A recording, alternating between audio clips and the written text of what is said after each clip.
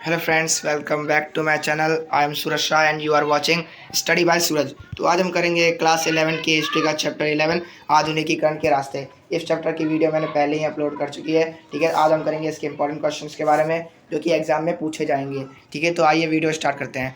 तो सबसे पहला प्रश्न है हमारा कि 16वीं सदी में देम्यों के संबंध में किए गए सुधारों का वर्णन करें। तो मैंने आपको बताया था जो देम्य होते थे, देम्य जो थे वो प्रांतीय शासक हुआ करते थे। ठीक है, और जो 16वीं सदी में मैंने आपको बताया था कि तोकुगावा परिवार के बारे में बताया था कि इनका जो शासनकाल था वो 1603 से लेकर 1867 तक था। इनकी समाप्ति के बाद ही मेजी पुनर्स्थापना होती है। अभी हम जानेंगे कि मेजी पुनर्स्थापना क्या है। ठीक है, तो आप इतना समझ लीजिए कि इनका जो शासनकाल था वो इतना समय तक था। ठीक है, तो इनके शासनकाल के दौरान ही 16वीं सदी में देम्यों के संबंध में कुछ सुधार किए गए। कौन कौन से सुधार किए गए? तो पहला सुधार ये किया गया कि जो देम्य थे उन्हें प्रांतीय शासन तक ही सीमित रखा गया। ठीक है, इन्हें जो है इनके अधिकारों को सीमित कर दिया गया कि ये केवल और केवल प्रांतों तक ही शासन करेंगे, और इन्हें थोड़ी सी स्वायत्ता भी प्रदान कर दी गई, यानी अधिकार। स्वायत्ता का अर्थ होता है अधिकार। ठीक है, और 16वीं सदी में क्या था कि 16वीं सदी में सभी अपने पास जो है हथियार रखते थे। यहाँ तक कि जो किसान होते थे वो भी अपने पास हथियार लेके घूमते थे। लेकिन 16वीं सदी में तोकुगावा परिवार ने एक नीति लागू की जिसमें कहा गया कि जो हथियार होंगे वो केवल और केवल समुराय वर्ग ही रखेगा। समुराय वर्ग जापान में योद्धा वर्गों को कहा जाता था। ठीक है, और इसके अलावा इन्होंने क्या किया, मालिकों और कर्जदारों का निर्धारण कर दिया गया। ठीक है, कि कौन मालिक होगा कौन कर्जदार होगा, इसका निर्धारण कर दिया गया। ठीक है, तो ये था 16वीं सदी में देम्यों के संबंध में किए गए सुधार। ठीक है, अब हमारा अगला प्रश्न है मेजी पुनर्स्थापना क्या है। ठीक है, तो सबसे पहले मेजी जो है जापान के राजा यानी सम्राट को कहा जाता था, और उसकी पुनर्स्थापना, पुनर्स्थापना का मतलब होता है दोबारा से स्थापना। ठीक है, तो हमें पता है कि 12वीं सदी में जो है जो सम्राट की जो वास्तविक सत्ता थी वो छीन गई थी और किसके पास चली गई थी? शोगुनों के पास चली गई थी, जो कि सम्राट के नाम पे शासन करते थे। शोगुन बेसिकली वो लोग होते थे जो कि जापान में काफ़ी ज़्यादा समृद्ध थे। ठीक है, और अमीर थे। ठीक है, इन लोगों ने जो है सम्राट के नाम पर शासन करना शुरू कर दिया था। ठीक है, लेकिन लोग जो है इनके शासन व्यवस्था से खुश नहीं थे। लोगों के अंदर इनके प्रति, शोगुनों के प्रति काफ़ी ज़्यादा असंतोष था। अभी हम देखेंगे कि उनके प्रति असंतोष क्यों था और मेजी पुनर्स्थापना के कारण क्या थे। ठीक है, तो 1867 से 1868 के बीच में क्या हुआ, जो जापान में मेजी वंशों के नेतृत्व में शोगुनों की समाप्ति कर दी गई। ठीक है, और दोबारा से जो वास्तविक सत्ता थी वो सम्राट के पास आ गई, और इसे मेजी पुनर्स्थापना कहा गया, जो कि जापान में हुई थी। ठीक है, तो ये था इस प्रश्न का उत्तर। अब हम जानेंगे कि मेजी पुनर्स्थापना के कारण क्या थे। ठीक है, तो इसमें सबसे पहला कारण था कि जो शोगुन शासन व्यवस्था थी उसके प्रति लोगों में काफ़ी ज़्यादा असंतोष फैला हुआ था। ठीक है, किस प्रकार का असंतोष? कि बिना शोगुनों की अनुमति के लोगों को कोई भी कार्य करने का अधिकार नहीं था। ठीक है, यहाँ तक कि जो जहाज बनाना या फिर किला बनाना या फिर कोई सा भी काम जो है बिना शोगुनों की अनुमति के नहीं किया जाता था। ठीक है, इसके अलावा जो राज्य के उच्च और महत्वपूर्ण पद थे वहाँ पर भी केवल तोकुगावा वंश के ही लोग नियुक्त किए जाते थे। ठीक है, ये शोगुनों के लोगों के अंदर ही एक तोकुगावा वंश था। ठीक है, और इसके अलावा इन्होंने क्या किया, जो अंतर्राष्ट्रीय व्यापार था और जो कूटनीतिक संबंध था उन पर शोगुनों ने प्रतिबंध लगा दिया था। जो भारत से और चीन से जो सूती वस्त्र, कपास, ये सब चीज़ें निर्यात की जाती थी उन पर प्रतिबंध लगा दिया गया। ठीक है, इसलिए लोगों के अंदर काफ़ी ज़्यादा असंतोष था। समुराय वर्ग भी इससे काफ़ी ज़्यादा नाराज़ था। अगला प्रश्न है मेजी पुनर्स्थापना के बाद कौन कौन से परिवर्तन हुए। ठीक है, तो मेजी पुनर्स्थापना के बाद जो 3 परिवर्तन हुए। पहला, जापान ने सबसे पहले जो नई विद्यालय व्यवस्था को अपनाया। ठीक है, फिर प्रशासनिक सुधार किए, उसका फिर इसने आर्थिक सुधार किए। तो आइए एक एक करके समझते हैं क्या था ये। तो सबसे पहले जापान ने नई विद्यालय व्यवस्था में सुधार किया। इसमें क्या था कि जापान ने जो है जैसी मेजी पुनर्स्थापना हो गई थी 1868 में। ठीक है, तो मेजी पुनर्स्थापना के बाद जो है जापान ने नई विद्यालय व्यवस्था में सुधार किया। 1870 के दशक में जब मेजी पुनर्स्थापना हो गई तभी से लड़कों और लड़कियों के लिए जो है शिक्षा को अनिवार्य कर दिया गया। ठीक है, और जब 1910 का दौर आया, ठीक है 1910 का दौर आया तो उसमें शिक्षा तो अनिवार्य थी, और जो शिक्षा पर जो शुल्क दिया जाता था उसे काफ़ी ज़्यादा कम कर दिया गया था ताकि विद्यार्थियों की अनुपस्थिति को बढ़ाया जा सके और जापान में शिक्षा का विस्तार किया जा सके। इसके अलावा उन्होंने क्या किया, जापान में जो है आधुनिक पाठ्यक्रमों पर बल दिया गया।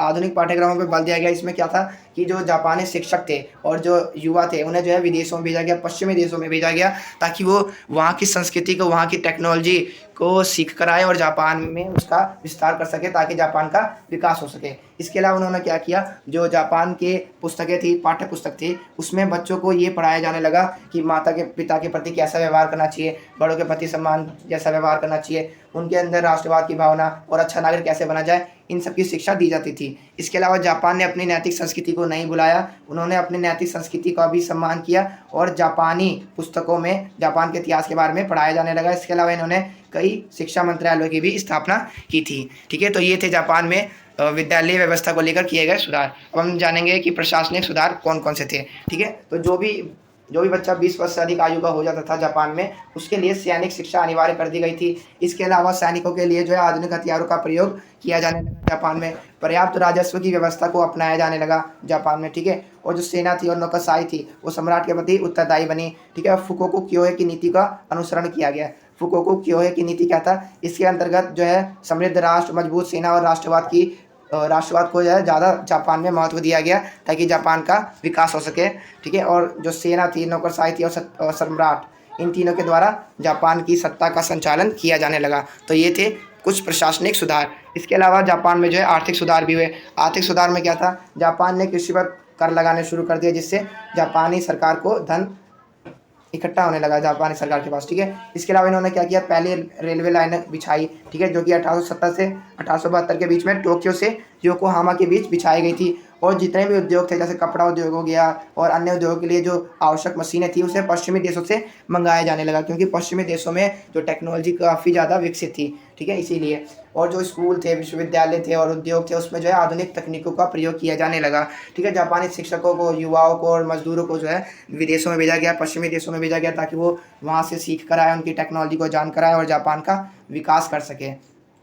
इसके अलावा 1872 में जो है जापान ने आधुनिक बैंकिंग व्यवस्था की भी शुरुआत कर डाली। ठीक है, और औपनिवेशिक साम्राज्य की स्थापना कर दी। औपनिवेशिक साम्राज्य की स्थापना मतलब कि जापान जो है इतना ज़्यादा समृद्ध हो चुका था कि उसने दूसरे देशों पर भी विजयी कर ली थी। जैसे आप जानते हैं कि 1905 में जापान ने, जो कि एक द्वीपीय देश है, उसने इतने बड़े रूस को हराया था 1905 के दौर में।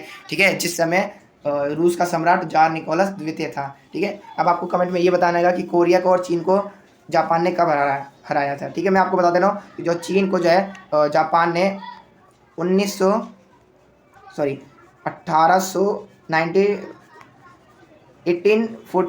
टू 1895 के बीच में हराया था चीन को। अब आपको ये बताना है कोरिया को कब हराया जापान ने।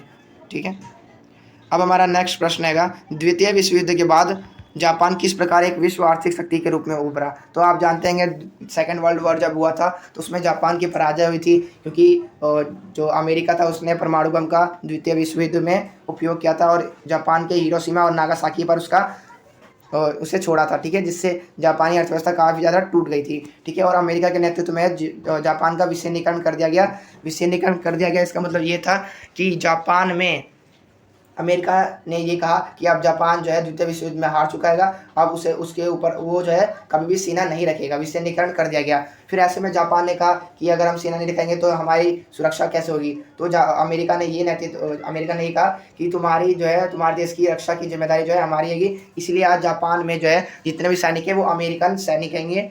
ठीक है, क्योंकि अब जापान की सुरक्षा की जिम्मेदारी अमेरिका की है। ठीक है, ऐसी ताइवान की भी सुरक्षा की जिम्मेदारी अमेरिका की ही है और साउथ कोरिया की भी।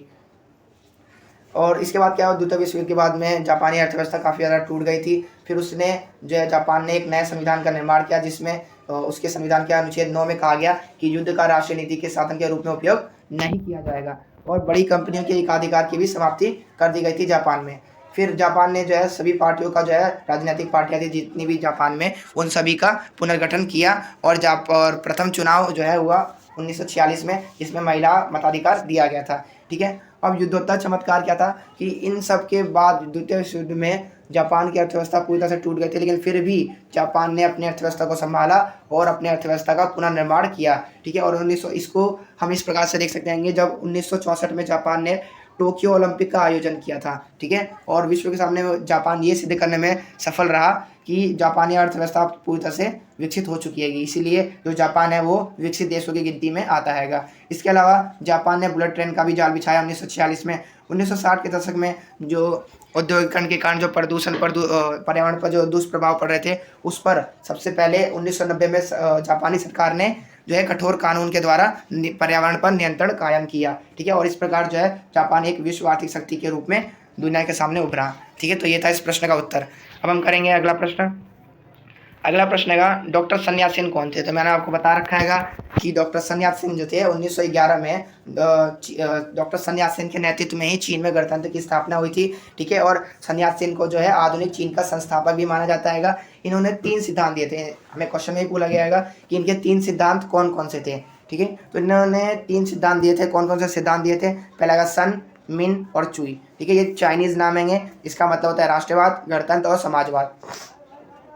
तो राष्ट्रवाद में क्या कहा था sun yat-sen ने कि जो मांचू वंश था, जिसे विदेशी राजवंश के रूप में देखा जाता था, उसका अंत चाहते थे। और जो उपनिवेशीकरण था चीन के ऊपर की दूसरे देशों ने उस पर कब्जा कर रखा था, उसका वो अंत चाहते थे। इसके अलावा जो sun yat-sen थे, उन्होंने चाहते थे कि चीन में जो है गणतांत्रिक सरकार की स्थापना हो, और वो चाहते थे कि पूंजी का नियमन करना और भूमि के स्वामित्व में बराबरी लाना वो चाहते थे। ठीक है, तो ये था इस प्रश्न का उत्तर। अब नेक्स्ट प्रश्न है कंफ्यूशियसवाद क्या था। तो मैं आपको बता दूं, कंफ्यूशियसवाद जो है चीनी विचारक, इनका नाम था कंफ्यूशियस, और इनके विचार को ही कहा जाता था कंफ्यूशियसवाद। ठीक है, इनके विचार ये थे कि अच्छे व्यवहार, व्यवहारिक समझदारी और उचित सामाजिक संबंधों पर आधारित था इनका विचार। ठीक है, और इनके विचारों ने जो है चीनी लोगों को काफ़ी ज़्यादा प्रभावित किया था। ठीक है, और 1800 या लिखा है 1890 है। ठीक है, 1890 के दशक में बड़ी तादाद में चीनी विद्यार्थियों को जो है ब्रिटेन, फ्रांस, जापान भेजा गया, क्योंकि ये उस समय काफ़ी ज़्यादा विकसित और टेक्नोलॉजी में काफ़ी ज़्यादा आगे देश थे। ठीक है, उन्हें भेजा गया ताकि वो वहाँ के विचारों को, वहाँ की तकनीकों को समझ के आए और चीन का विकास कर सके, जैसे जापान ने किया था। ठीक है, तो अब हमारा अगला प्रश्न है कि चीन और जापान ने किस प्रकार आधुनिकीकरण का मार्ग तय किया। तो मैं आपको बता दूं, चीन और जापान दोनों ने जो है अलग अलग तरीके से जो है अपना आधुनिकीकरण का रास्ता तय किया। ठीक है, और कैसे किया था अब आगे जानते हैं।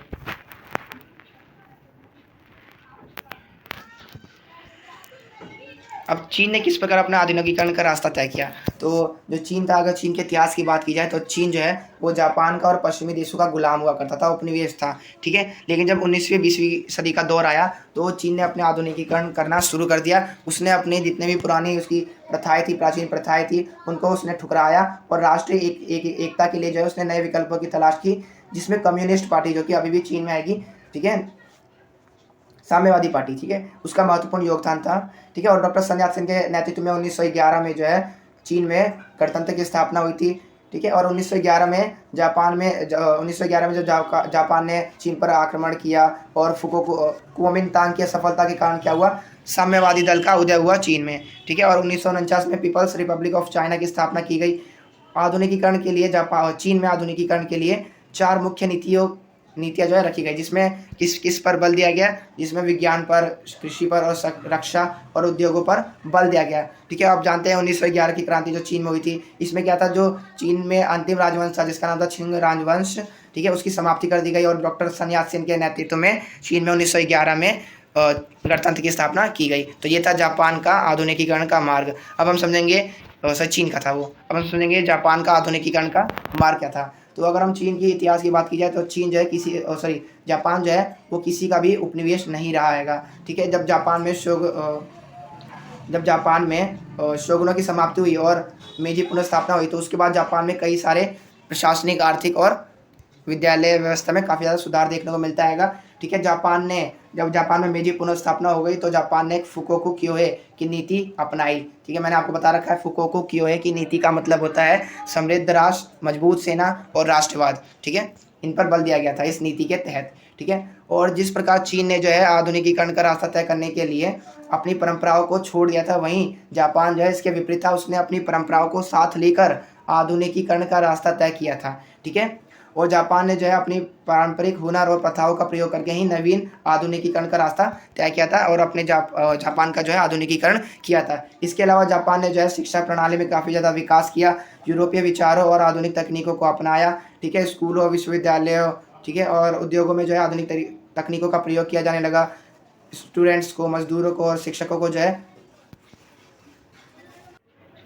वो आधुनिक आधुनिक प्रशिक्षण के लिए जो है विदेशों में भेजा गया। ठीक है, और 1872 के दशक में जो है आधुनिक बैंकिंग व्यवस्था की शुरुआत की जापान ने, और बुलेट ट्रेन का भी जाल बिछाया 1946 में जापान ने। ठीक है, तो ये था जापान का आधुनिकीकरण का मार्ग। अब हम समझेंगे कि ये त्रिकोणीय व्यापार क्या था। ये काफ़ी ज़्यादा पूछा जाने वाला प्रश्न है, आपके प्रैक्टिस पेपर में भी ये पूछा गया है। तो मैं आपको समझा दे रहा हूँ ये त्रिकोणीय व्यापार क्या था। तो जो ब्रिटेन था वो भारत में जो है चीन की अफ़ीम की खेती करवाता था। ठीक है, और भारत से वो अफ़ीम खरीदता था। ठीक है, अब यहाँ से इसने अफ़ीम खरीद लिया और इसी अफ़ीम को जो है वो चीन में बेच देता था। ठीक है, चीन में बेच दिया और उसके बदले में जो है वो जापान से चीनी माल प्राप्त करता था, क्योंकि जो यूरोपीय कंट्री थी उसमें चीनी माल की काफ़ी ज़्यादा मांग थी। इसीलिए जो है ब्रिटेन जो है चीन के साथ इस प्रकार का व्यापार करता था, और ये जो है व्यापार ये तीनों के साथ होता था, इसलिए इसे त्रिकोणीय व्यापार कहा गया। ठीक है, तो इस उत्तर में आपको ये सब लिख देना है, मैंने आपको समझा दिया है। तो अब हम समझेंगे ये अफीम युद्ध क्या था। ठीक है, तो ये भी बिल्कुल उसी की तरह रहेगा कि यूरोप में जो है चीनी सामानों की काफ़ी ज़्यादा मांग थी। इसके लिए जो ब्रिटेन था उसने भारत में जो है अफीम की खेती कराना शुरू किया और भारत से अफीम खरीदा। ठीक है, और उसी अफीम को जो है उसने चीन को बेच दिया। ठीक है, जिससे उसने चीनी सामान प्राप्त किया, और ब्रिटेन जो है अपने अफीम व्यापार को बढ़ाना चाहता था, लेकिन जो है चीन इसके लिए राज़ी नहीं था। क्यों नहीं राज़ी था? क्योंकि जो अफीम होता था वो नशीले पदार्थ होते थे, जिसके कारण जो ब्रिटेन वाले लोग थे वो चीनी लोगों को जो है अफीम खिलाकर कुछ भी काम करवा लेता था, और जिससे जो है जब सरकार को ये पता चला तो इसने जो है इस पर प्रतिबंध लगाना शुरू कर दिया, और परिणाम क्या निकला? चीन और ब्रिटेन के बीच में जो है ये टकराव की स्थिति बढ़ने लगी, और इस टकराव की स्थिति बढ़ने से इसने प्रथम अफीम युद्ध का रूप ले लिया। ठीक है।